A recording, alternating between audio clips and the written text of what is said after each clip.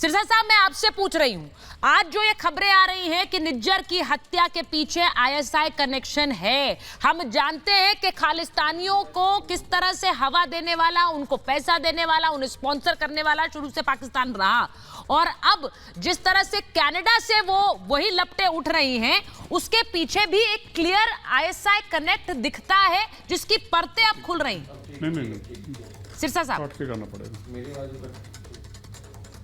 मुझे लग रहा है उन तक आवाज नहीं आ रही, मैं वापस माफी चाहता हूँ। जी जी बोलिए सर, सुचारिता, मेरे को आपकी आवाज सुनने में थोड़ा कमी लगी थी, मैं सुन नहीं पाया था आपकी आवाज। क्या कहना चाह रहे थे आप? सर, मैं उस निज्जर की हत्या के पीछे एक आईएसआई कनेक्ट की खबर अब जिस तरह से सामने आ रही है, हम पहले से जानते हैं कि खालिस्तान आतंकवाद को हवा देने वाला, पैसा देने वाला, खाद देने वाला पाकिस्तान रहा, और अब वो लपटे जिस तरह से पिछले कुछ दशक में कनाडा से भी उठ रही हैं।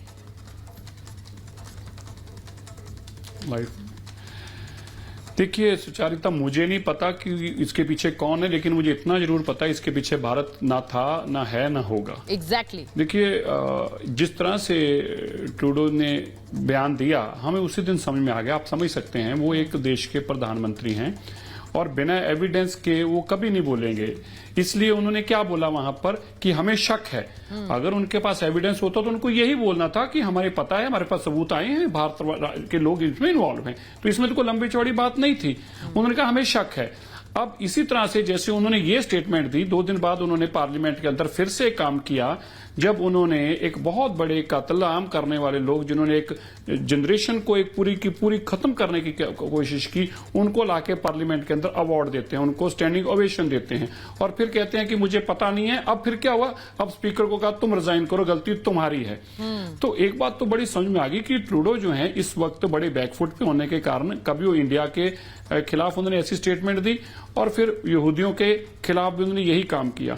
तो एक बात तो बड़ा समझ में आया कि वो अपने अस्तित्व को बचाने की लड़ाई लड़ रहे हैं। और दूसरी बात, ये कत्लेआम जब भी हुआ, ये तो जून जुलाई में है, जो ट्रूडो स्टेटमेंट देते हैं जस्टिन ट्रूडो, उसके 3 दिन बाद, इनफैक्ट 2 दिन बाद, वहां पे एक और गैंगस्टर का कत्ल हो जाता है। अब वो बताएं कि वो कत्ल किसने करवाया।